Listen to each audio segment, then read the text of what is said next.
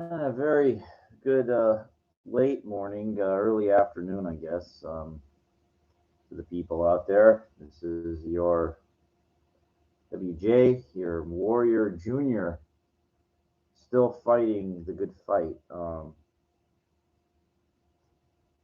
Yeah, kind of a weird time, I guess for me, if I'm up at this time, well, my hours, you know me, my hours shift around. I get up when I want, go to bed when I want, so. I noticed though the best progress I ever made when I was working out or any kind of training is the generic early to bed, early to rise thing. This is very, very true. For some reason, your body grows, the sun is important, and then at night you get your good sleep in while the idiots are out there at the nightclubs wasting their time and their energy doing toxic things, smoking, drinking. That ain't gonna fucking help you. So the topic. I'll just, hold on. I got my tea. Another serving of the chai spice right here. Really like it, a little hot as usual. Second cup, but helps keep me up, It's like that. Sorry, my knee hurts a little. Oof. What do I think about UFC, MMA? I put in the joke MIB, because I talk about UFOs and stuff sometimes too. So I put in that joke. All right. What do I think about UFC and MMA? I don't like it. Never have. I never liked it. I think it was a clever ploy that Dana White basically came up with. He bought the idea off of somebody for like 1.6 million, I think, back in like the mid 90s, and he had a vision, just like Vince McMahon had a vision. So these people are visionaries. But unlike Vince McMahon, the WWF, which turned into WWE, that I liked. And I liked it for reasons. I liked it because of the characters. I liked it because of the talking. I liked it because of the stories they told. I liked it because of the build of these guys. Um, I like things for all different reasons. I like the music they come out to, you know. But the actual like wrestling moves and stuff, I mean that the actual, that wasn't as important as the build up to, these events. And then of course at the end to see good sportsmanship or something that you would kind of not expect. That's kind of cool, I think I talked about this. I like to meet these people one on one and see what makes them tick. I was listening to a thing on YouTube about Conor McGregor. It was like a seven tenets, TENETS. I don't know really what that means, but I guess it was like seven kind of laws that he goes by, and yeah, it worked his ass off. I mean, since he was young, he was talking about going to the fucking training from like 2 in the afternoon to 10 at night, straight 8 hours. Jesus. And then day in and day out doing crazy fucking shit. The sacrifice of everything. And he even lost too. The brilliant thing was the interpromotional match, with Floyd Mayweather. That was the build up for that was beyond insane. Because everybody thought like it's like who can win? Like, you've got the best boxer on the planet pound for pound against one of the best ultimate fighters on the planet pound for pound. And he was like, Floyd Mayweather was joking, going, dude, you're lucky if I was in that octagon ring. And Conor McGregor was joking, I would kill you if it was, that which is true. But Conor McGregor was making a point. He goes, "That's all I have to do is use my hands. I just have to box," and that's true. But again, you were taking away like 75% of the guy's ability of Conor McGregor, because he can utilize everything. He knows his everything, like tapping out moves and legs and oh my God, this guy knows, who knows, like a million things that guy knows, and that's all you're gonna let him do is box.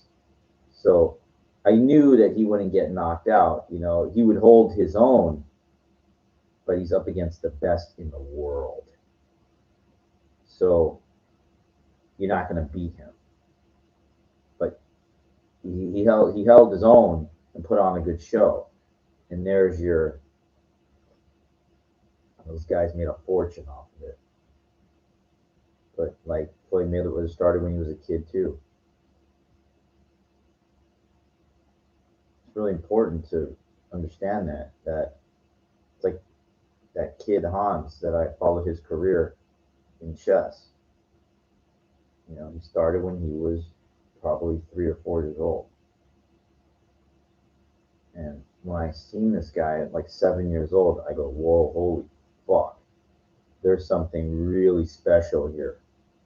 I knew it. If he stays with it, the dude was going to be a beast. But unlike boxing or ultimate fighting, chess is like, there's a lot of beasts out there. There's only one lion. His name is Magnus Carlsen. But even to become the U.S. champion, Hikaru Nakamura, I mean, that's like an immense accomplishment. It means you're the best player in the United States. I mean, that's saying a lot. And he makes his money off of endorsements and other things like that too. Not 60 million like some of these ultimate world champion U.S. fighters. You got to understand, chess is not a spectator sport. It's not like, it's not promoted on pay-per-view. It's not. There's no comparison. But so what do I think? Okay, I don't like UFC. I don't like MMA. For many, many, many reasons. Let's just go down the list. Number one, I think that forget about everything that you've seen, like they show you the octagon and all. Let's take it all away. Let's take it all away and let's just call it mixed martial arts. Well, Bruce Lee, I think he coined the phrase the Jeet Kune Do, which is a combination of different styles. You saw elements of different Wing Chun, karate, kung fu, lots of different things. I mean, there's like 150 different styles of martial arts, right? I think more that there's known to be well over 100. And Bruce Lee basically said he just doesn't adapt to one style. He used all these different styles. So he was the OG of like mixed martial arts. So let's stick with real MMA, mixed martial arts, being a mixed martial artist, encompassing many different styles. And the problem is that if you remember the movie The Karate Kid, I grew up with that. It's a tournament. It's point fighting, and you can hurt somebody, but there's illegal moves too, of course, and everything. But you're supposed to take a point, whatever, and then you go back, and you win by accumulating a certain number of points, I guess. And the process is elimination of your opponent. You don't try to make him tap out or kill him or anything. You got to score that point first. But even I think Bruce Lee even talked about that, saying it's not something. It's not a spectator. It's not. It just doesn't. It's not exciting enough. Fast forward to whatever 1990 something, and this Dana White says, "Hey, there's something we can do here. We can take this thing. We can put it in an octagon, with fenced in, and like, you know, we can create a spectacle out of this, and we'll just call it MMA, Ultimate UFC, Ultimate Fight, where anybody that could fight, doesn't matter what kind of thing, can do this, and there'll be ranks and weight classes and stuff like that. And it took a little while, you know, like it was kind of like, you know, people, but then it started to gain a following, and the reason for the following was, you know, generic boxing. Mike Tyson, you know, retired, and then and then there was Holyfield, and there was like there was a dry time where people really didn't care about boxing, and the problem with the WWF was they were going through the Monday Night Wars with WCW. Talent was going to WCW. I stopped watching it around that time, 94, 95, and that was the perfect storm for this UFC to put itself on the map. Because what it did was it took the audience from boxing. It took a new generation of kids that really didn't care for the big time wrestling, but they liked the combative, the fighting. It took a little while, but it became absolutely huge. Okay, so here's what I don't like about it. I don't like that they wear, it's like disrespect to the arts. They're not representing in a martial art form. They're not wearing gis, they're not wearing belts. So it's a slap in the face, really, to martial arts.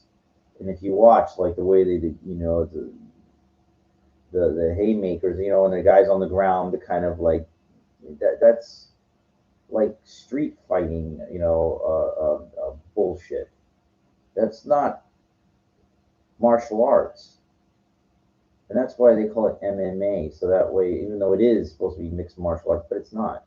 Of course, there's submission holds, there's elements of Brazilian jiu-jitsu in there. Yeah, yeah, yeah. I know there are elements of, and the problem is, I thought about this, and I said, well, why can't they make something that's more like like a real mixed martial arts, where it's not like these guys, you know, it's in this cage. What the fuck, you know? I don't know. It doesn't make any sense. You know, I just, and the thing is, I don't think it can be done. It's just not practical. So this was the only way to have something like was, you know, no hold. Well, I mean, not say there's no holds barred. I don't know, you know, the exact rules of UFC, but the bottom line is I just don't like it. I just don't. I think it's a slap in the face to being a martial artist, and it's not real martial arts. It's, I don't know what it is, and that's, but the thing, it's fighting, definitely it's fighting. But it's like, it could be closer to, like, you got elements like Muay Thai, kickboxing, but there's like submission holds allowed. And then this kind of like the guys on the ground, they just throwing haymakers, like wailing on the guy. And I don't get that. I don't,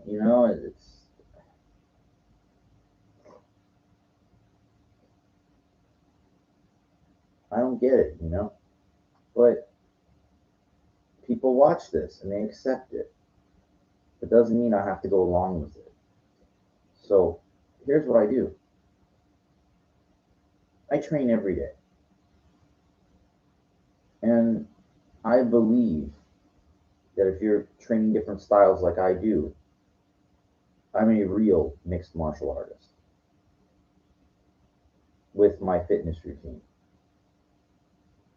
But I would never get into do that kind of shit. Number one, I don't like being barefoot. I don't like wearing those shorts these people wear or whatever. And it's a slight, just again, it's just not done out of respect for the arts. So I don't care. I mean, I think I never even watched judo in the Olympics, but I know that's like respectful. There's rules, you know. And I think Taekwondo also is an Olympic. If I'm not, correct me if I'm wrong. It might not be. I know judo is for sure. I think no, yeah, Taekwondo is, but there is rules. It's point fighting. I know that, and I think judo is like you're allowed to throw. It's like called the judo is like the easy way. You know, you use the opponent's body weight against them. You know, but you can throw your opponent and stuff like that. That's different. You know, you're not trying to kill somebody, but you're trying to win the match. It's like real wrestling, Greco-Roman wrestling, or freestyle. You know, there's a million different holds and things like that. I think you're allowed. I think there's submission moves you can do too. It's allowed, but you know, there's rules in this kind of shit. Just like regular boxing, there's rules. And I know there's rules in UFC too, but I just don't like it. I just think it's a disrespect to it, you know. And that disrespect went out the window when they called it MMA. I lost respect for it. They should have called it something else. They should have just stuck with it and called it like, yeah, UFC. But it is not mixed martial arts, and you know, I don't think, out of respect for the arts, I think all those moves should not be allowed to be used, in my opinion, because they're used in the wrong way. You know, it's like if you watch that. What was that movie, Bloodsport? You know, he fought against Bolo Young. You know, and then he takes the fucking thing and makes the guy Frank Dux. You know, John Claude Van Damme throws salt in his eye. You can't see. I mean, you know, like and yeah, the totally illegal, dumb. The thing, it's ridiculous, right? That's what MMA, Ultimate Fighting, is to me. It's ridiculous.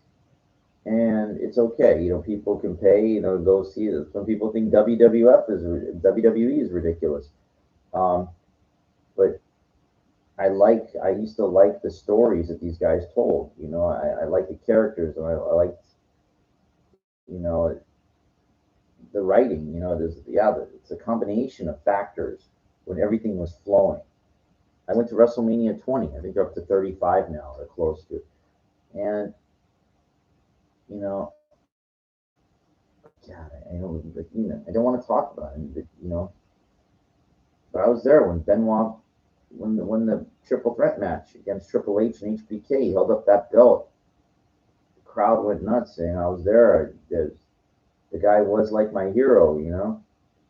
And then he fucking went off and he killed his wife, his kid, and himself. What a fucking asshole, you know. Jesus, fucking idiot. Should have just done himself in. First off, he should have gotten help. Okay,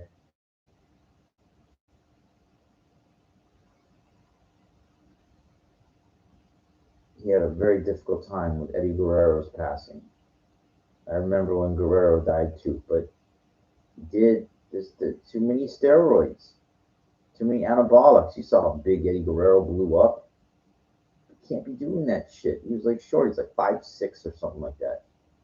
He was like Eddie Guerrero was like 220, 220, 230 at you know,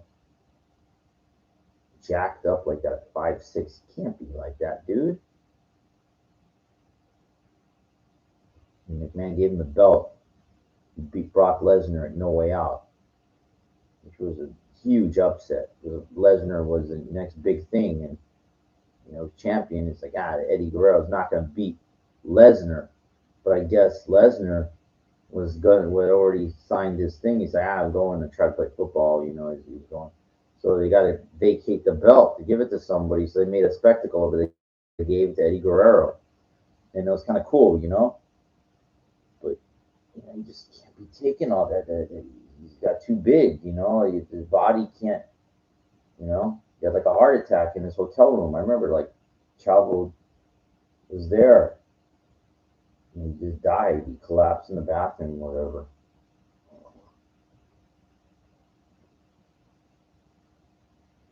You know, I know they all take. Okay, they all take. Even Rey Mysterio takes. You know, I guarantee you. You know, small stuff, but still, I could look at a body. I could tell you they're all taking. Maybe some of these guys, like like I remember Jamie Noble, some of the cruiserweights. I remember I sized myself up against these guys, Paul London, and they don't take. They're not like. But when you start talking about the dudes, even Jericho, even yeah, they're all take. They all take. It's kind of like saw what's his name didn't impress me very much either. It was Randy Orton. He didn't look that big, kind of tall, but he's not like real jacked and stuff. He's real lean. But he was even on shit too. I don't understand that WWE wellness policy because um, they all know McMahon's not an idiot. McMahon takes. Okay, so it's where it was a nonsense. It's all a farce. It's all a ruse. Jesus, Big Papa Pump. Oh my God, that guy's. Huh. But those guys can blow up. Like when you're like 250, and you pump up, it's really you look really fucking huge. It's like super huge. I mean, I remember when I was like close to 200, 185, I pumped up. I was like, yeah, people were like, man, what are you 215? I mean, believe me, you can throw a great illusion when you pump up when you've got some size behind you. And I was like, not even, I was getting close to 200. But when somebody that size, 220 guy pumps up or 240, whatever, you really, that's what Lesnar, like make him look like 300, or more. Um, I know he was taking two. That's what it is. It's what it is.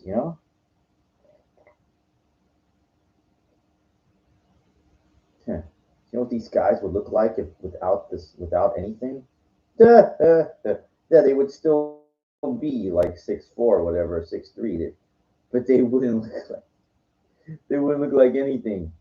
You know, you'd see like when these guys go way off cycle, um, unless they're really done. I mean, it's sad what Lex Luger looks like now. But you know, no. Like Stone Cold. I remember I got a picture with him. I should took a look at his arms. They're fucking huge.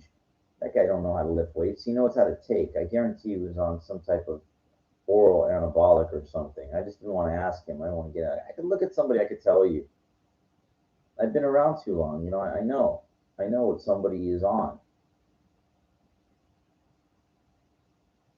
And the logic, why do they have to take? Because they all take. And if you don't take, and the other guys take, you're going to look like nothing.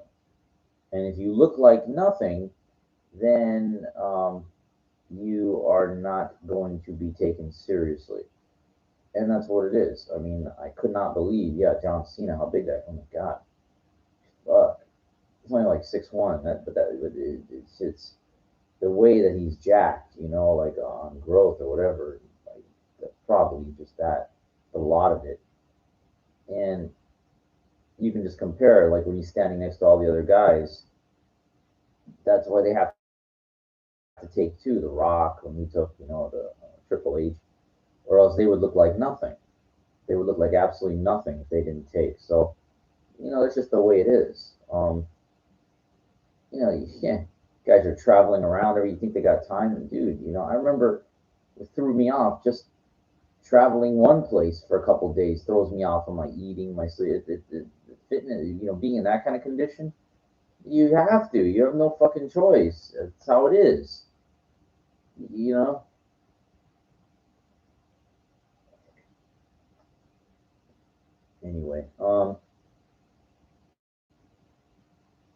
Anyway, so you got my take on MMA and UFC.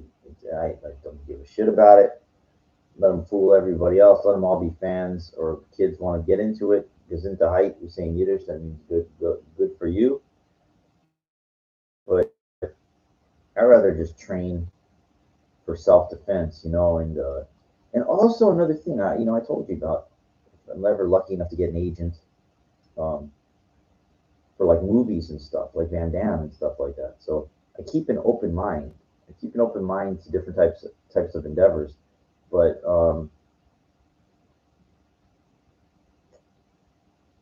uh, I'm not going to train like these guys for ultimate fighting, where you're doing like wrestling moves, like locks on people on the ground, or maneuvers and wailing away at people. I don't need that. I don't care about that. Um, a lot of people just go along with something that they like, and it's just not me. I don't care. It's not my thing. MIB, huh? Um, yeah, okay, I'll talk a little bit about real quick. Maybe I should do a special on Area 51, like because I'm going to do a 9/11 expose next month. Um, talk about Area 51. Oh, it's it could be, it could be kind of similar in a way to misunderstanding, misinformation, just like MMA, UFC. In my mind, it's not mixed martial arts. It's misinformation that the masses go along with the narrative. So I hold the contention that Area 51 is the same thing. It's you know it's not what you're thinking. It's like you've been sold a lie. Um, Now the government does acknowledge the whereabouts of the base. That's not in question. But this type of thing, well, we don't know what they do there. Were there alien bodies taken after the Roswell crash that were taken there? A lot of this stuff is all conjectures, or what the hearsay is. What and then Bob Lazar, when he came out and he said, well, there's another base not far from their area at S4, where he worked to, reverse engineer UFOs. He worked there, and he does these schematic drawings, but no real, no real concrete proof of what this guy is saying. Like of what, and why just one dude? Like they're playing people. Like what are they? Well, they're contracted. They're not. They sign a confidentiality thing. You can't talk about it. You can't talk about what you worked on, what you saw, and everything like that. And plus, look, these people don't want to whatever they're making is probably not astronomical, life changing money. But if you live in, let's say, in Nevada and Las Vegas, you know, if they're making, let's say, 100,000 a year, a nice home is like, well, now it's more, but maybe back then, 150,000, it's still a nice home. You're going to jeopardize, your livelihood and be a whistleblower, and so then you get the heat from the government that's coming after you. Then your job is gone, everything like that. So why, whatever you're doing, why no one's gonna? Of course, you're not gonna say anything. No one's helping you. It's like in life, you gotta just take care of yourself. It's what it is. So what's the deal? What the problem with that? Now, I read articles that the base was actually Area 51 was moved to New Mexico somewhere around the mid 90s. Um, Now, the question is, it doesn't. They do admit there were the U-2, the spy plane that was being developed, that could cruise at what an altitude of 70,000 feet. So they needed like Groom Lake, a testing facility to to work on stuff. So more than likely, that's all the place is. It's all that it was a testing facility, and then but I heard like I guess it was taken over by the Air Force. The part of Edwards, you know, in Southern California. So they fly people in there, out of Las Vegas, which I don't understand why. They fly if it's only 25 miles away. Why don't they just bus them? I did see one bus. They showed this guy recording through the main gate. It's kind of funny that gate. It's like so secluded. There's nothing around, and it's like, I guess the it's like the moth to the moth to the light, or the curious. You're just curious what's there, and they showed some satellite imagery and it just looked like some hangars and stuff. Well, it could be something built into a mountain or underground. Okay, well, so there is, but it's why? Who cares? I mean, and the problem is then this dumb mystery, then the aliens thing. They keep pushing the aliens thing. There's no proof. In Independence Day, it keeps on the aliens are. There's no fucking proof, and so if there's no proof of anything, then it's just all speculation. It's letting your imagination run wild and taking over this narrative like MMA, calling it that, and that's what people believe. Oh, that's what's there. Who says? Who says? No proof. Then there's nothing to be said. There's nothing there. I'm sorry. Like one guy with no real proof of anything. It's not good enough. It's not good enough. Like so. It's just a dumb. It's a fucking it's a farce. It's like, who gives a shit? I mean, I had a friend that worked like it was like he worked for Northrop, and they decompartmentalize these people. You work, you get hired, and that's your job. You don't go anywhere. Like that you're not allowed to. You get caught there. Doing something wrong. You're gone. More than gone. You could be. Um, you could be court-martialed or whatever. You could be arrested. It's people don't want to lose their fucking careers. They're there for a paycheck. They're there for job security. They're not there to fucking to fuck around. I don't really care about any of it. I wanted to be in the military, pretty much for the same reasons. Just for to build a career. But I wanted to be an officer. That I knew. That's for sure. That's what I wanted. And no bachelor degree, no commission. Period. End of story. But I remember the National Guard had a deal. It was like a college first program that if you were close to your bachelor's, like if you had 90 credits, would make you a senior. Then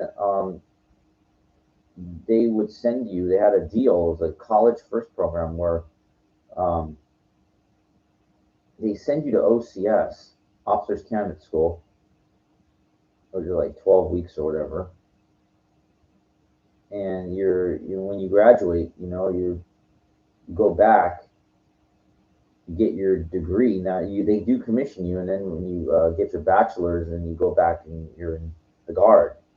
And I said, this is a great. I said, this is perfect for me. I said, all right. I'm because I kept looking into the branches. I kept looking, and I didn't get my bachelor's till I was 41. I was accumulating units. Like I got my associates when I was like 35, so I kept adding up units. Um, when I was like 37, 38 years old, I had like 90 units. Even though I had problems at Dominguez Hills and Cal State Northridge, CSUN, but I had like 90. I was technically a senior.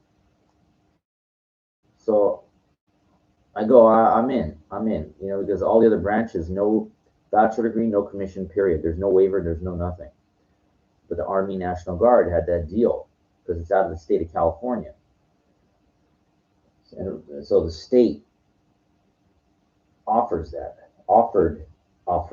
at the time. Now here's what happened. What happened was an order came down from the Department of the Army, which controls the Army Reserve, and the National Guard. And they changed the enlistment. They lowered the enlistment age from 42 to 35. I was like 40 at the time, maybe 39 or something. 42 to 35. That week, when I was in the recruiting, I was saying, all right, I'm ready to go, OCS. I was out. I go, there's got to be something you can do. I don't. And the guy was like, recruiter's like, it comes from the top. I don't think there's no waiver. If there's anything changed, I'll let you know.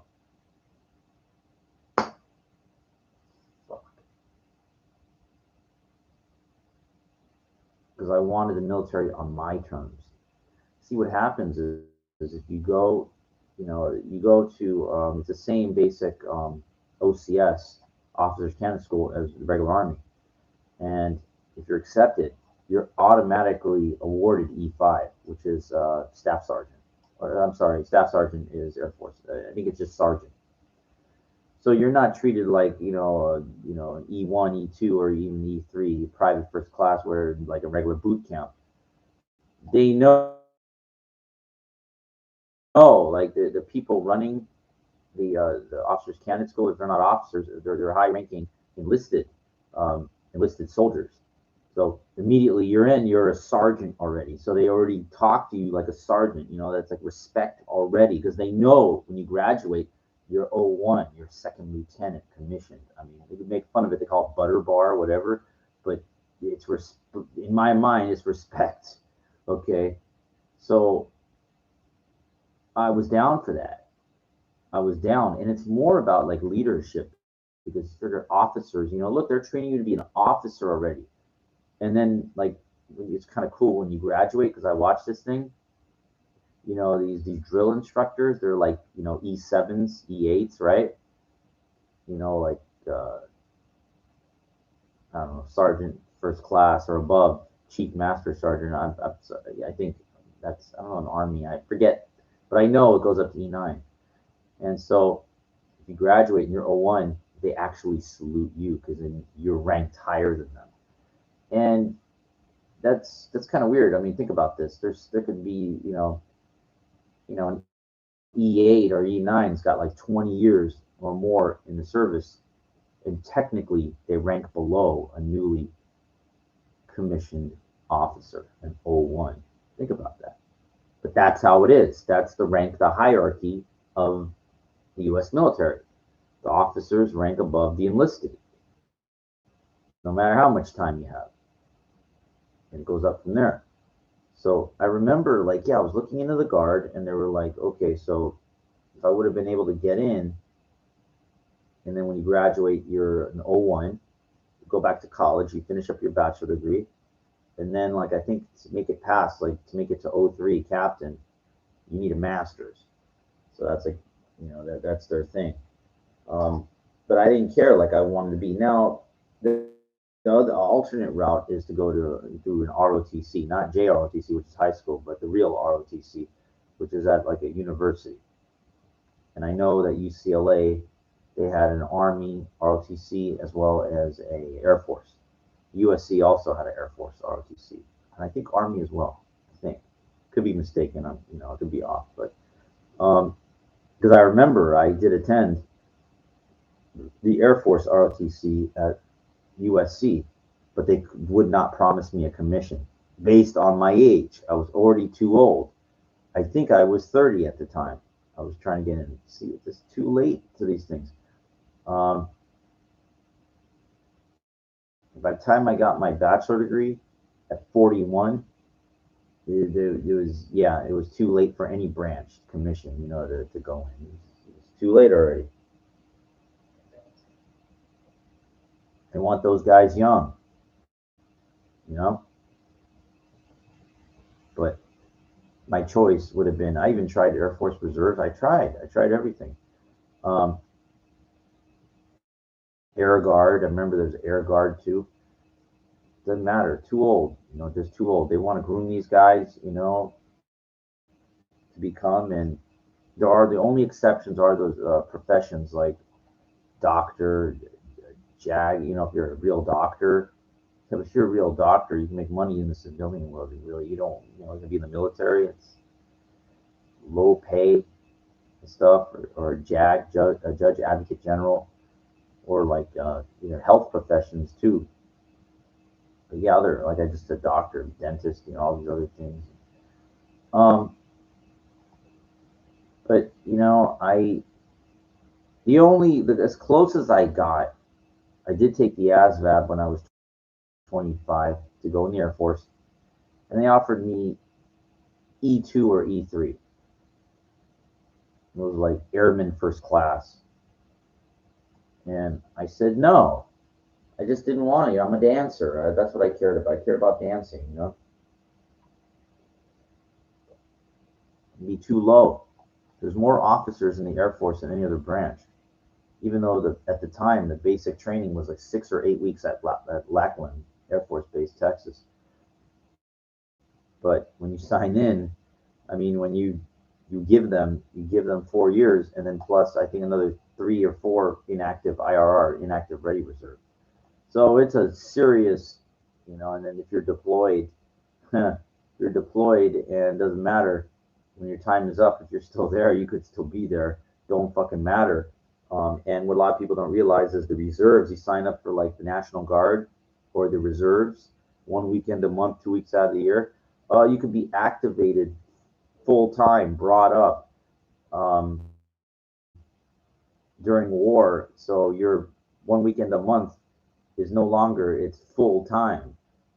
Your National Guard thing, you could be deployed. Your National Guard, you could be going to Iraq. You signed up for National Guard for your state, right? Protect your state. No, you could be sent to,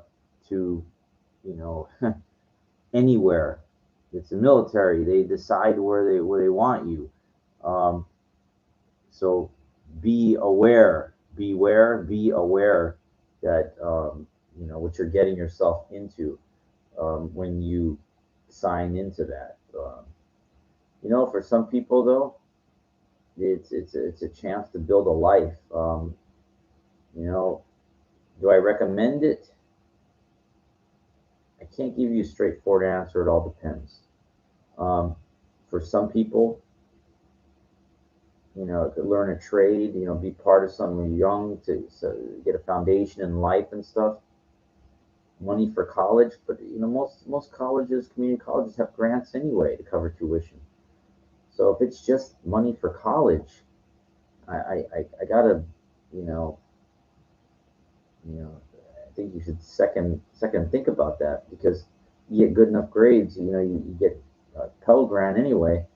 You get good enough grades at a community college, you go to any university you want. You get good enough grades, and it just depends. It depends. Maybe you need the discipline or something. A lot of young people do.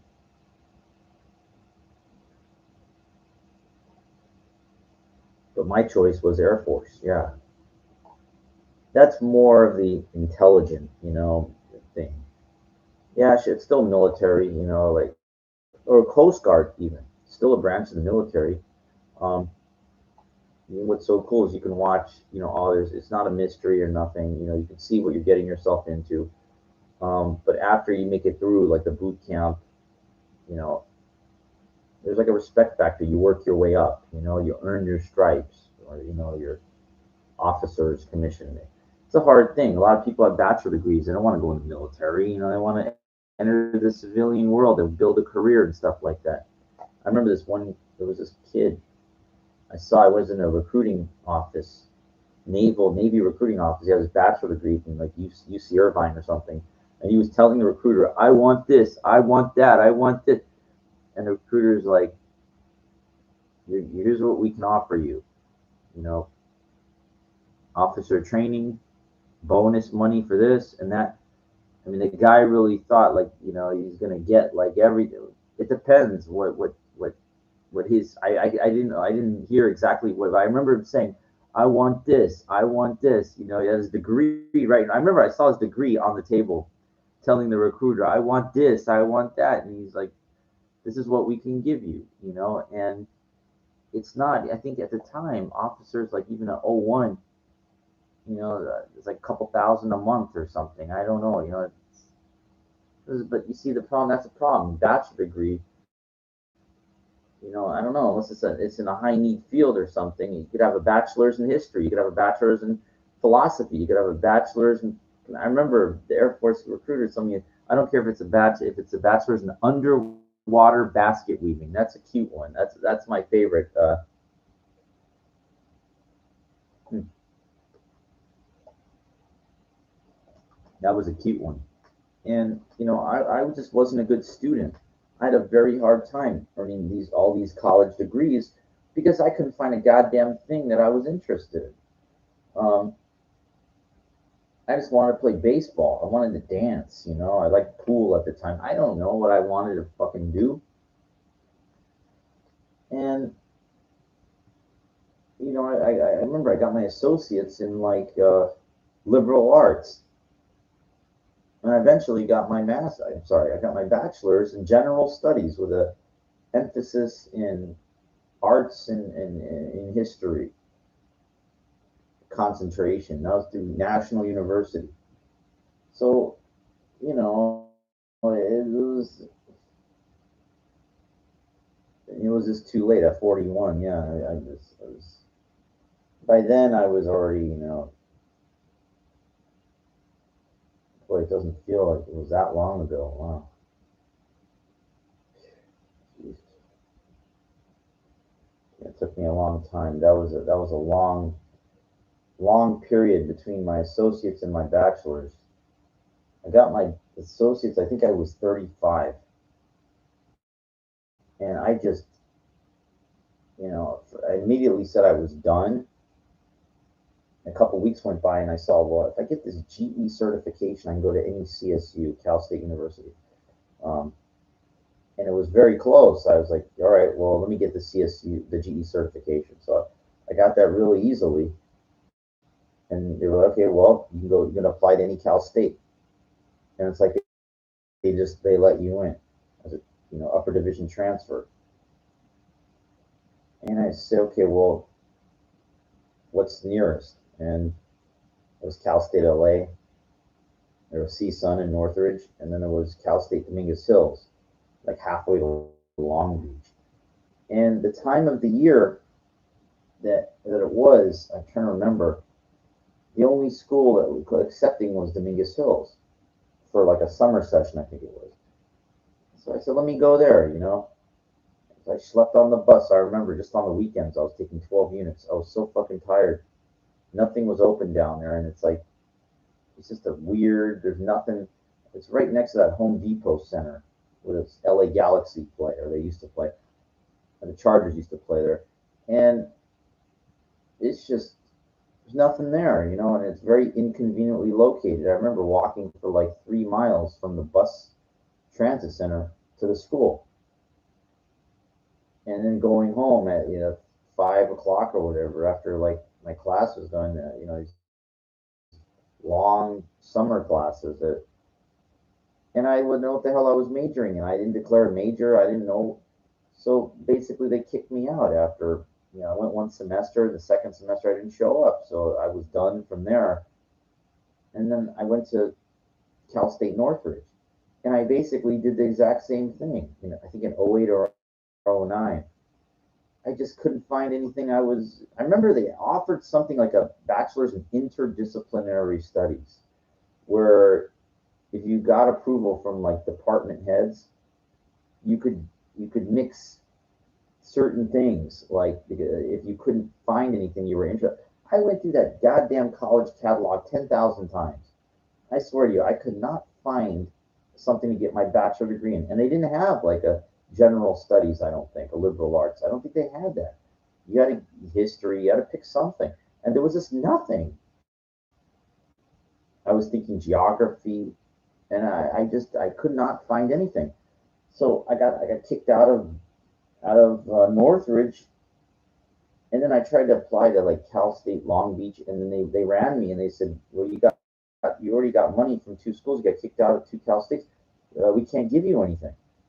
And I was like, oh fuck, like I burned my bridges, and I didn't know what to do. And I wasn't very computer literate because I grew up in the old school, the scantrons, the pen and paper, pencil paper thing. Um,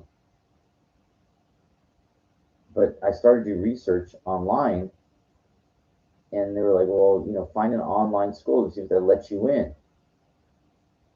And I found this national university, and let me tell you, like, it wasn't easy from the first. There's one class a month every 4 weeks, and I wasn't computer literate. I know I talked about this in my past episodes, but I like to just repeat it since I'm already here already. So they let me in, and it was like they only accepted. I mean, it was like I went from having like I guess they call it like a super senior when I was at Cal States, because I really wasn't too far from my bachelor's. I had like 90 credits, so I was units or credits or whatever. You need 120 for the bachelor's. I had like 90. So when I went to national, they only accepted like I think it was close to 70. So I was already back at like junior standing. And they were like, well, but don't worry about it because the one class a month, it goes by real quick. And they gave me financial aid for it. That was the key. So I said, I'm in. And that 1 month, that first class I took, I forgot what it was. It went by by the time I learned how to use the computer, oh my God, I wound up getting a D in the class. And I was put on probation. And I got really, really mad. I started venting toward the professor, and I was like, "What the fuck is going on?" And they said, "Look, just calm down." And I calmed down. I'm on probation, everything like that. I was trying so hard. I got a D my first class there after really trying because they had a bachelor's in general studies. I mean, that was the thing. So I found something I could handle, a degree thing I could handle, but I'm already on fucking probation after the first class. And realize was that I learned how the school works. I learned how to use a computer. Second class A, off of probation and on the right track. Fast forward a year and a quarter later, bachelor degree. That opened the door for me to go for my master's, like not anywhere I wanted, but I found a school something I could handle because I started doing research on the internet. I found a school that offered a master's in phys ed, sports administration, even though that's what it said. So I was able to really learn online.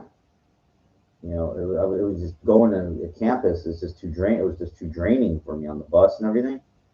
So I developed an affinity for online learning, and it's kind of cool because you can check in on the computer at 3 in the morning, do your work as long as it's in by the deadlines, and there's discussion posts and all that. I fucking, I gravitated toward it. It all started to work for me, you know. And I took my time, to get my master's. That was, every degree had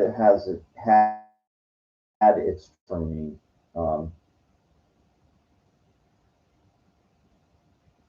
I remember like it was really cool. This professor, he was a good professor, Doctor Bogdanov, at Eastern New Mexico University. He was a good professor, but he left. And then this woman came in that was an English professor, and she took ethics and sport, but she focused so much on the English aspect of it instead of just learning the material. She killed me. I wound up having to repeat that fucking class. It was another 18 units. uh, 18 weeks. I'm sorry, 16 weeks. So fucking long, man. I tell you, I had struggles in every degree, every degree. Not as much for my associates, and not as much for my bachelor's. You know, after that one class, I was good. You know, my master's, yeah, for that capstone project, I got that same fucking teacher. That I was, oh my god! And then I wound up getting a C in my capstone. I thought, so you got to repeat it, and I go, no, I don't. No, I don't. Yeah, you do. And I said, you show me in the college catalog, and I fought it, and I won. I made my case, and it was good enough. I couldn't believe it. And she even told me, or whoever it was, he goes, you can be sure as hell it's going to be in the next college catalog. And I go, that's fine. I'm taking my master's, and I'm going away. And that's exactly what I did. I took my master's, and I found, and then I knew I was going the whole way. I was saying, I'm going to get my doctorate. I said, I'm going the whole fucking way, PhD. And then I learned this thing called an EDD. And I was like, well, what says it was Doctor of Education? It's comparable to a PhD, but it's less units. And I'm not saying I always look for the easy way out, but I look for something I can handle. Remember, I told you, I had a very difficult time. My bachelor's was in general studies because I could handle that. My master's is in phys ed because I could handle that. So I wanted my doctorate to be in something I could handle because I'm not the greatest student in the world. I, a hard time writing scholarly work, and it's all subjective to the professor's opinion. If a professor doesn't like your writing, they can kill you. They can make you repeat a course, not pass you. This has happened more times than you can possibly imagine for me over 15 years of going to school. I've had one hell of a endeavor. You know, so what happened was I said, okay, so what do I do? So I started researching all these doctorate programs, and some of these doctorate programs, they wanted references, job. Do you want to do? I say, I gotta find something I can handle here. And I found this one school. I found Liberty University, and they had this Doctor of Education and all these things. It was like 50 something units, but they had this thing called an EDS degree as well. And I go, EDS, what is that? I say, is that a certificate or something? No, no, no. It's a degree, the degree of specialist in education. And it's like halfway, it's like 30 units. So I said, well, make sure it's not a postmaster certificate, okay? He said, no, no, it's not. It's actually a degree. You can pick it up on the way to your doctorate. I said, okay, well, since a doctorate, it requires so much work, let me pick up this specialist degree on the way.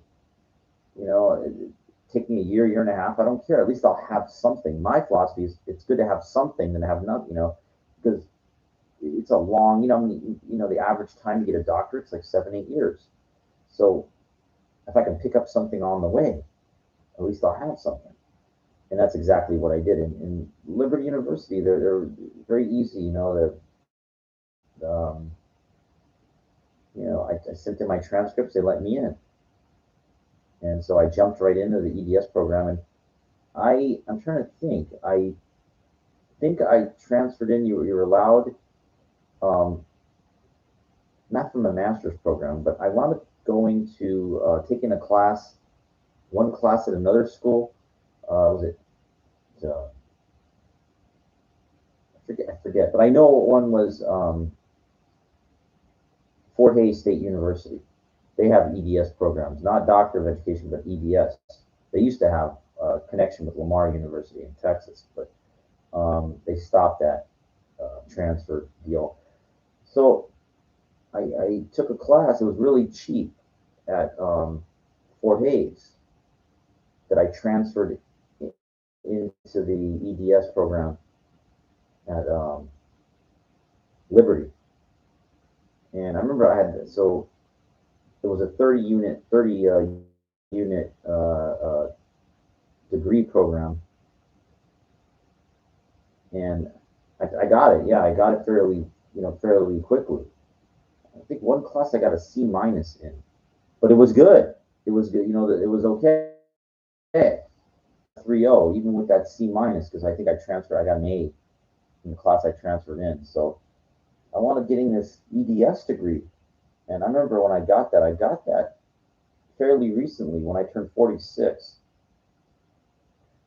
And what happened was I wanted to transfer all my work into my Doctor of Education program, so I could just power it out, get this doctorate degree. And they go, no, no, we don't accept all the work. And I go, wait a second. I took all this work from your school. What do you mean you don't accept? Are you going to take 15 units in the 54 unit program? I took 30 units here. What are you talking about? Go, well, we're working on something that, maybe next year we're going to have a thing where you could transfer in like half the work next year. So I got fed up, and what I did was I signed up for classes and I didn't go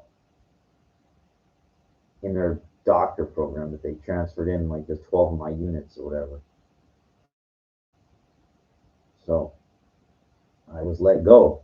I basically just pocket the money, like pocket the loan money or whatever. And the grant, no, was it any grant money? I forget now, it was just loan money. So I pocket that, and I was like, going somewhere else, goodbye. It's like, I guess you can do that. Can't do it too many times because you have to make satisfactory academic progress um, for them to keep giving you money. The Department of Education knows that. But as long look, I did the work, man. I got 4 degrees. I did the work over the time. So I kept researching. I kept looking for other schools, and I found Franklin University, and they enticed me with like, okay, well, we'll take up to 24 units. We'll take 24 units of your doctorate toward our doctorate degree, which is I think it's 54 or something. So I was like, okay, well, you'll take 24 of what I've done up to 24, and that means I only got to do 30 at your school, including which is residency. That's including the dissertation, including everything there. Yep. So I had to kind of fight to get that. I remember to get the 24 units in because they only want to give me 21, but I said, hey, look at it. So they gave me the 24, and in I was. So I had like all these classes I had to take to lead up to the dissertation. And it was like these 2 statistics classes. I was kind of looking forward to it. I didn't take math in a long time. I was like, hey, it's going to be fun, right? It wasn't. I had to take intro to stats and applied stats. And the intro was only two credits, but this fucking guy that was teaching it was a million credits. This fucking guy, he was a maniacal, fucking. He was really really hard. It was really fucking hard. And I remember, like, I think 1C is only permitted in the whole program. And I remember the intro for 2 units, I got a C in it. And I go, okay, that's good. All right, I passed it. But I go, oh shit, now I got to take applied, which is 3 credits. It's going to be harder. And I used up my C already. So I took the applied, and I wanted it was fucking as hard as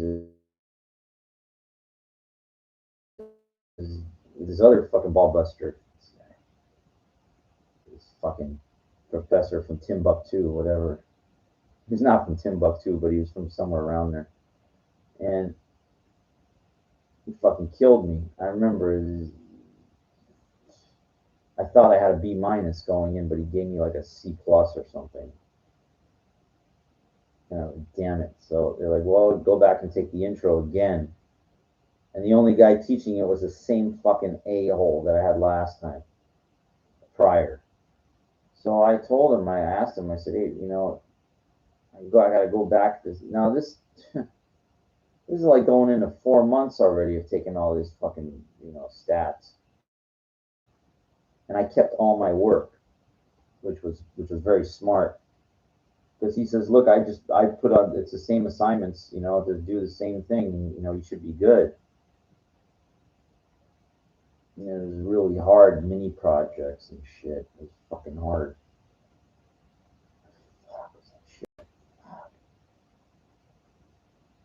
So what I did was I turned everything in early, and then he kind of like came down on me. He goes, "Oh, I don't know what you're doing. What the hell, what do you got ants in your pants?" Kind of thing. And I said, "Look, I just wanted to get this thing out of my mind, so I don't have to think about this class anymore." And I'm trying to think exactly what happened, but I remember he told me, he goes, "If you don't do this, this, or this, you're gonna get it. I'm gonna give you a C again."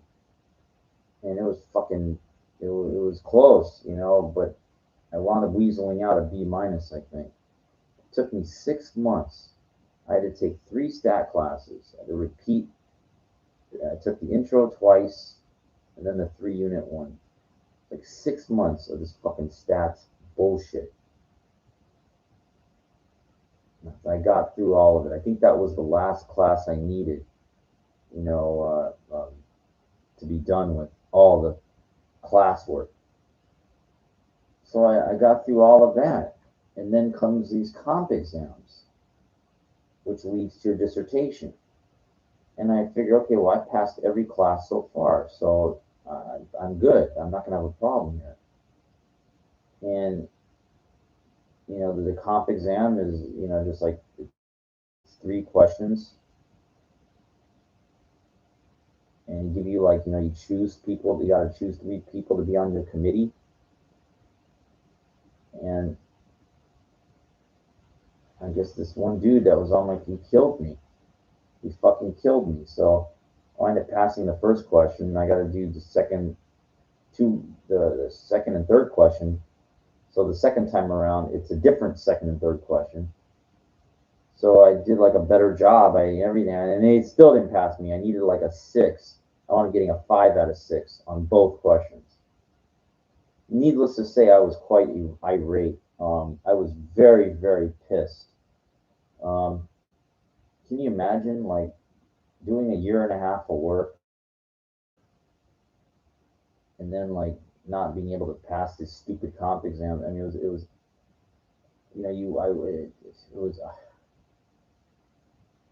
I was really, really mad because, like, beyond my control, it was like there's nothing I could do.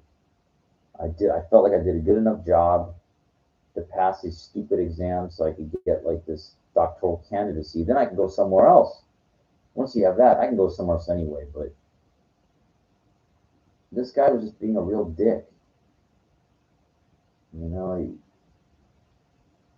mean, I hold the contention that, you know, you earn a doctorate degree to become a professor.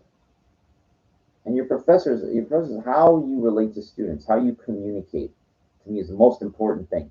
I don't think it shouldn't have to be scholarly. Scholarly writing has its place, but it shouldn't be a determining factor.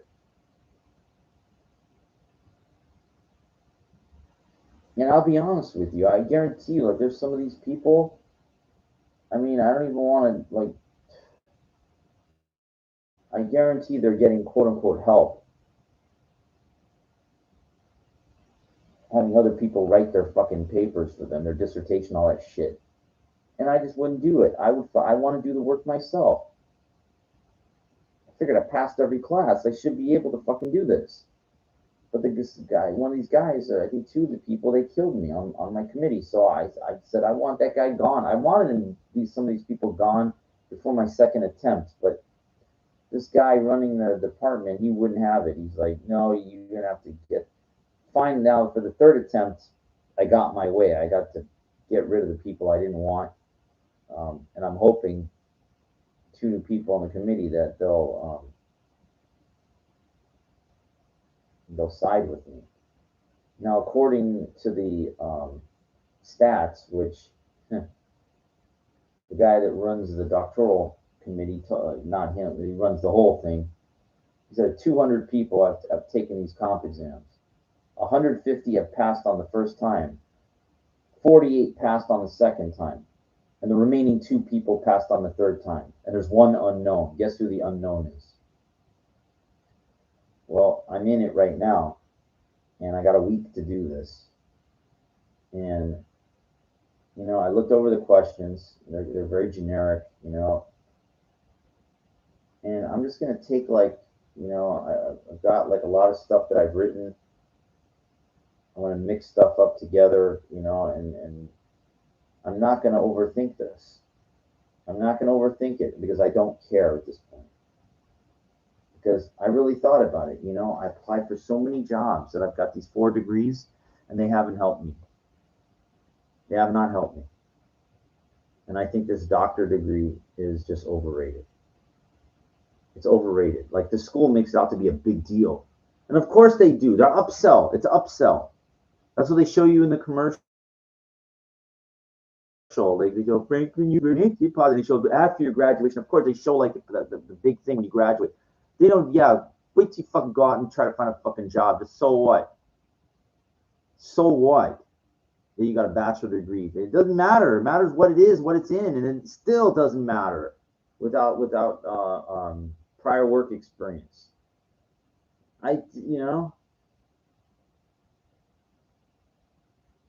This school's a business, man. They're trying to get people to fucking to sign up. It's done through clever advertising. How many schools have called me? You want to apply here? You want to come here? Of course, they want to make money. I don't give a fuck about So I'm thinking. I thought about this. I said, dude, you know how much work I've done since I didn't have. I kind of there were 2-year. I've researched this. There's 2-year online EDD programs that I could have fucking tried to go right after I got my master's. I probably would have had it easy already. I've seen it. Liberty University have a doctor of music education, 40-something years. I could have went after something. You just want to get a doctor title. You could choose something. If you really don't care, you could go for the easiest thing. Is like doctor of theology, ministry or whatever. You'd be a doctor of biblical studies for 30 units. You try to get the easiest. If you want to be a doctor, say you're a doctor, but who cares? It's a doctor of useless. You want to work as a pastor or something like that. I have no way. I hate religion, so I don't give a shit. But some people don't care. They just want the paper. It doesn't matter. I'm telling you, get that paper. It's like all the work you put in for it, and then if the paper doesn't have any use, it's just a nice thing sitting on a wall. You're gonna get tired of me telling you. Look, you're gonna get tired of looking at it. Your friends, you're gonna brag to your friends. Oh, I go to the doctor. Yeah, he's a doctor. Yeah, you ain't no fucking medical doctor, dude. If you're a doctor of fucking nothing, I've seen doctor of liberal studies. It's a DLS degree. What the fuck are you gonna do with it? What the fuck are you gonna do with it? You can apply to work at AIU, American Intercontinental University. These fucking schools. It's nothing special. I know one guy, I don't know him personally, but I know one guy, he's got a PhD. He's teaching at a community college. Community college. He's got a fucking doctor, PhD of archaeology or anthropology or something like that. I remember this one dude that was, teaching the ape man. He's teaching a doctor of here, I'll tell you the story. It's worth it's worth repeating it. It's a little bit of a humor. It takes the pressure off the stress of my comp exam. So bear with me. Me and I have a friend. His name is John. I was going, I think, for my what was it? I was going for my associates, I think, or I just needed extra 3 units, and they had a class that it was Anthropology 101. They taught it off campus at LACC, Los Angeles City College. And they had it at this satellite campus, which is in Atwater Village at the old Vandy Camps Bakery building, which is, I think it's a high school for advanced high school students or anything. But at night, they have community college classes there. So I guess he took the class with me. He drove, we went out there.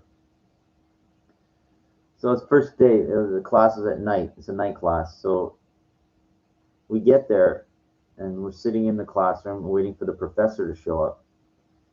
Now I've seen this before. There's like some of these people that are like these homeless or whatever. They go and they pick up the recycling. They look in the garbage things. So this guy walks in, like this young with a big beard, kind of homeless looking, disheveled guy, right? And he's going like behind the desk. He's like looking down. He's like, and I go, sorry, no homeless, no homeless, no recycling. I could swear, and the guy looks. I don't think he heard what I said, but he turns around on a chalkboard and he writes his name. It's like Dr. Bartlett on there. And I said, oh my God, I hope he didn't hear me. Like, I called this guy a bum. He's a fucking doctor. He was a teacher. He was a doctor of anthropology. Oh my God. And my friend John heard me. He was like, I thank God he didn't hear you. But I said, like, no homeless, no homeless. Like, yeah, it's the fucking professor. The dude has a doctorate in anthropology. It was him. And so, we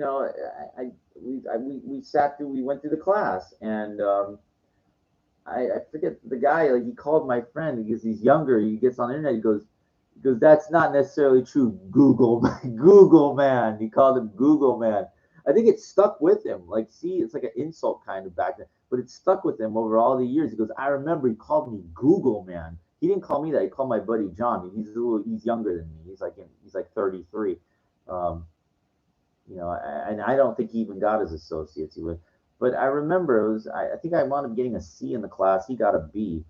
Um, Needed the units, either for the GE certification, I think, or it was my associates. No, it was for my GE cert. It was extra units. It was extra units because I powered out my associates. I wasn't fucking around. I hit LACC. Boy, they had 3 summer sessions back in 2008. What an opportune time to go to school. Now you can take a shitload of units online. You can power out, but um, when I went back, we really didn't have that option. Uh, but they had like 3 summer sessions in like 2 or 3 months. I fucking went all in, man. I took like 18 units, or at least I tried to. I was there 6 days a week. They had classes on Saturdays and Sundays through ITV, instructional television. I wound up dropping class because it was just way too much. But I think I passed 15 units, or in the span of like 2 months. I did so much work, and I was so it motivated me. And in the first half of fall, I got my associates. I'll never forget that feeling. Oh my God, yeah! When I got that associate's degree, after, I think I was 35, 34. Um, I started college in '91, man, when I was 17. Okay, at LA Valley, and so like I got my associates when I was 34, 35. I felt like, wow, that was incredible. Yeah, that was really something, and it motivated me to keep going. I never thought I would be a doctor, or shot at it anyway, um, but I just stayed with school because I just didn't know what else to do with my life. I figured, all right, well, you got your associates. Let's go for. And after a couple weeks, took a couple weeks. I said, go for this bachelor's. Why not? Boy, did that was. I just told you. I told you the story. It was tough. Um, it was tough because I didn't see the road. Like I didn't see the how to you know how to do it kind of thing. If I could just, I said, if I could get on the right track, like I could take it the whole way. I knew I could do it. Um, that's why I like to print out like a degree plan. You figure out, okay, well, they say what you need, and then you just figure it out, and you just got to pass everything. And I did that for my master's. I did it for specialist degree, and now like doctor. Um, but I still think it's overrated. I I just I used to think, well, doctor, yeah, but don't it depends. Doctor of what? It's not doctor of veterinary medicine. It's not doctor of fucking you know, an MD, medical doctor. That's a serious fucking doctor, you know, or even an optometrist, doctor of ophthalmology, or you know, say, look, I told you, you could have a doctor's of liberal studies. You're still a doctor of fucking of what the fuck was I talking about? Uh, Give me a second. It just there's doctor. It's not a big deal, you know. Like I said, it's doctor. You know, music education, or you know, doctor of ministry. You know, it's like the easiest, like 30 units to get a doctor of worship studies. You can work at a church or something, or I'm Jewish at a synagogue. I don't give a fuck about. I'm not, you know. Um,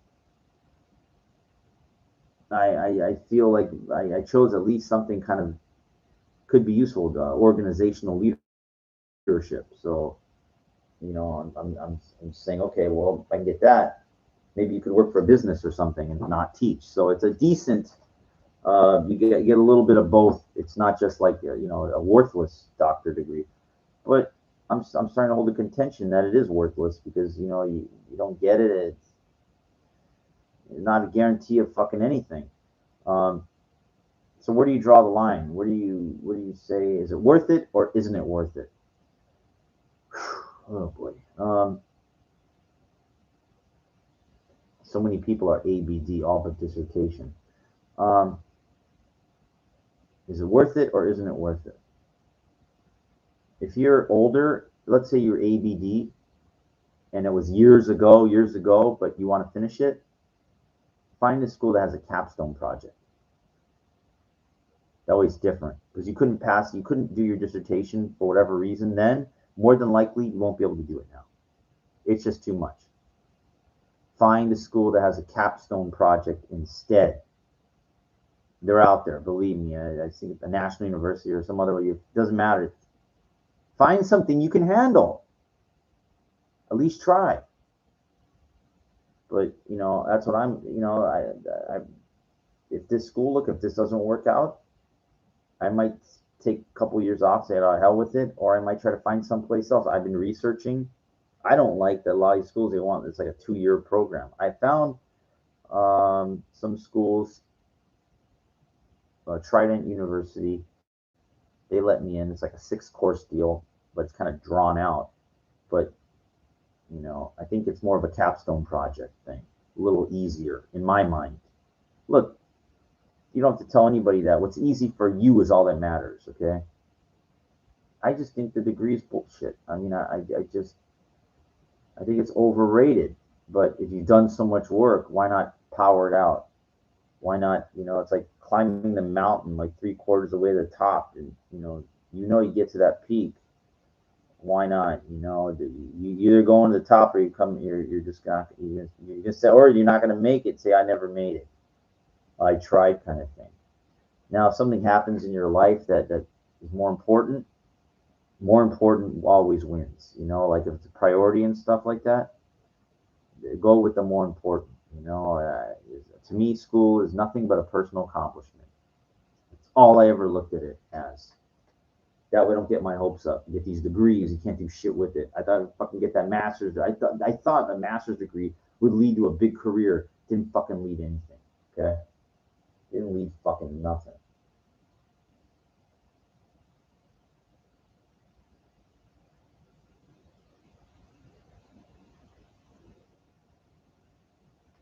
Anyway, I started this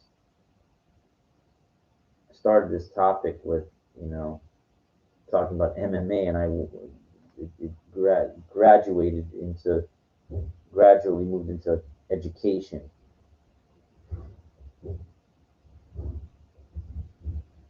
It all depends. Is school worth it? It all depends. If you don't know what to do with your life and you're young or maybe even older, what the hell, right? You can get Pell Grant money for 6 academic years or 600% or whatever. It's like, I forget what it is. Why not? Why not do it if you got nothing else going on? But with me, I just didn't know what, you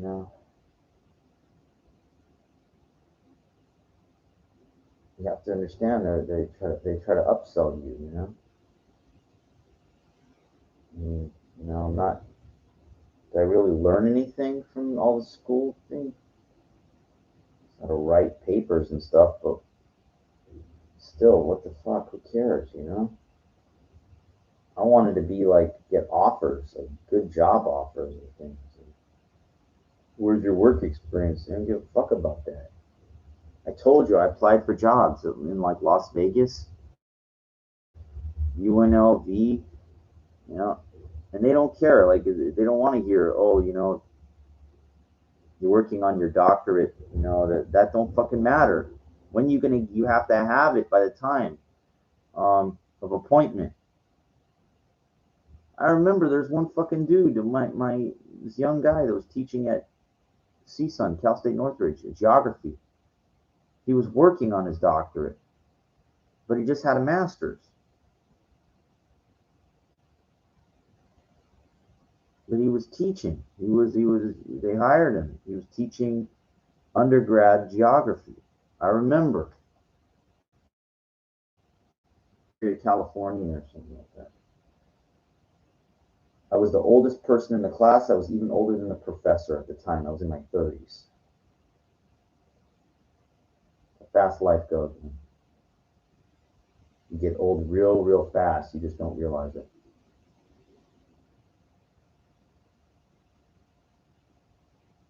Maybe the best thing I did was stay in school, but it doesn't guarantee you anything.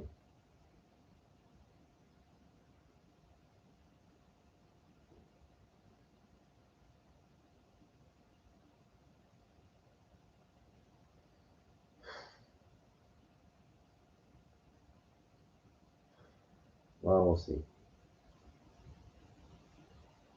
I guess if you grind it out long enough, eventually you get the paper. But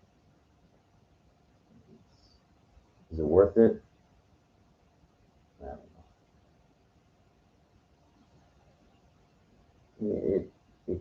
know.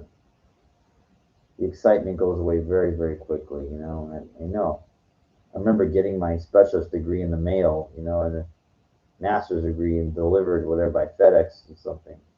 And it's like really exciting for a little while. Wow, and it just goes away. It's like, okay, well, it's a big deal. And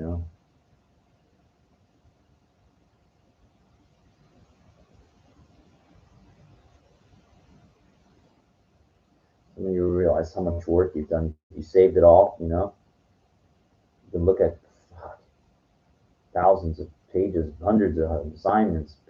God, fucking years and years worth. 15 years, just about. Man, close. 15 years worth of work. They make this doctor thing like, whoa, it's a big fucking thing to these schools, and to me, it's not. I told it to this one dude that was trying to get on my committee that I wouldn't let him on, and he was like trying to, it's a doctor. And I said, it don't fucking mean it's not a big deal. I told him. He got offended by it. Yeah, because these people, they're really into education. They want to work in education. I don't. I don't care. I applied. I tried. They won't hire me. So I just fucking look. That's what you get. If you break somebody's spirit down enough, that's what you're gonna get. You're gonna get this type of reaction.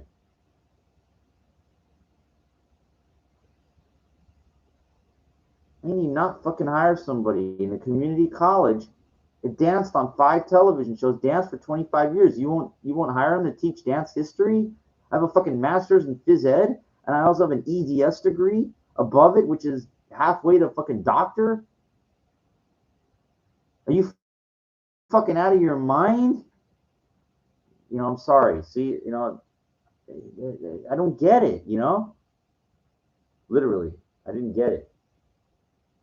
There's a community college in Las Vegas. It was a Central CSN, College of Southern Nevada. So I applied there for a history of dance job, whatever. About 5 TV shows dancing, featured on 2 with my name. An EDS degree and a master's. Working on doctorate. The fuck do you want? Are you out of your fucking minds?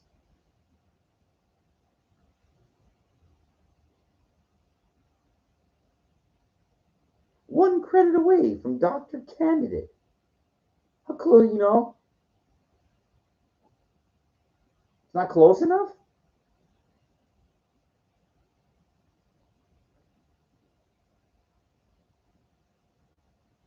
I would have had that easily if they didn't fuck me out of it.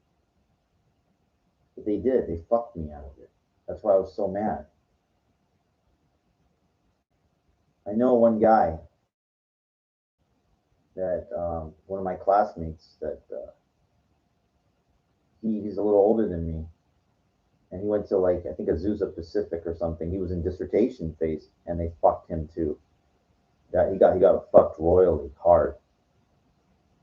So he wanted to go into Franklin, and boy, that's fucked up. You make it all the way there, and then you got to whoever the committee didn't like his dissertation, and they wouldn't like make some small corrections, and he wound up threatening to sue to get a law. Oh my God, it was a total debacle.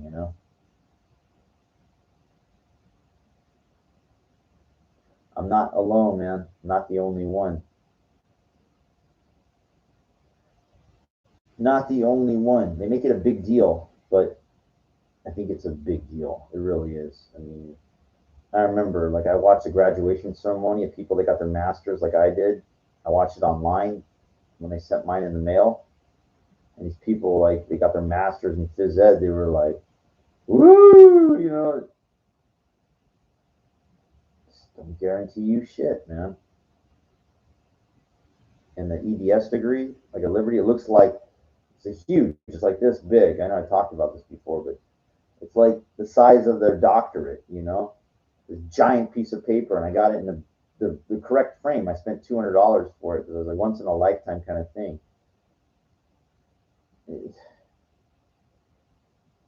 Yeah, I know. I already said this. It's a big difference. Doctor of nothing. Who cares? Doctor of none. Master of none. Yeah, you can go around. You tell people you're a doctor. Yeah. So what? Yeah, yeah. I remember like I had this math teacher. He's a doctor. He said, "Don't call me that." He said, "Well, you're a doctor of math." He goes, "No, people think doctor." They said, "Oh, let me see your tongue." I remember this Asian guy. He's funny. Dr. Lin. He was good. Don't fucking matter. Guy was teaching Sunday school. I remember I had this guy for ITV Math 125.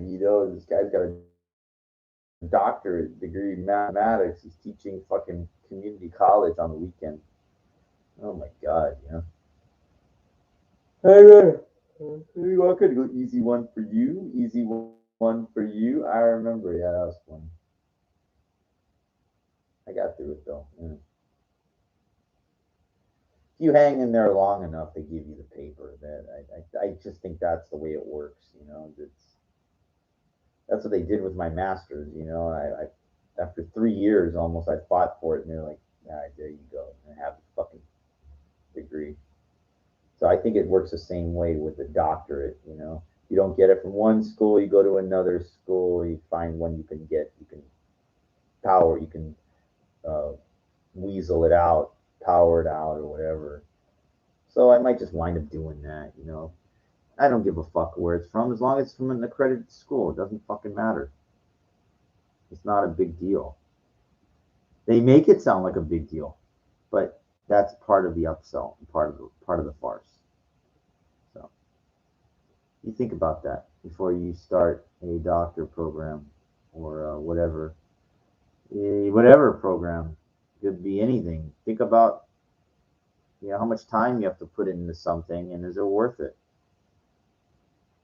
If you have nothing to do, then I say do it, because at least you're being productive in a way. Was it like Bill Gates said when he was going for his degree, and in computer science or whatever, at Berkeley or wherever. And they just walked up. The professor said, "Where are you going?" He says, "There's nothing more you can teach me." He didn't need the paper to validate, anything. Like Jim Morrison graduated UCLA. The Doors, right? He still graduated UCLA though. I gave him confidence, like that if my music career don't work out, then I got a degree from UCLA, So I think at theater, I think even so, maybe that was like a catalyst, something to give you that confidence that hence something to fall back on. In my case, it's just a personal accomplishment. That's all. It's not a big deal, and that's why I keep it in check. It's not a big deal. It really isn't. All right. On that note, I think that's good enough. An hour and a half. I hope that I covered a lot of interesting things. I know I repeat a lot of things sometimes, but I like to inform, and give ideas which could help people. If they do, great. If they don't, that's okay. I'm just trying to help myself, really. All right. Well, I hope you enjoyed this one. Warrior Junior, signing out, signing off. Get a little rest, I think. Hanging in there.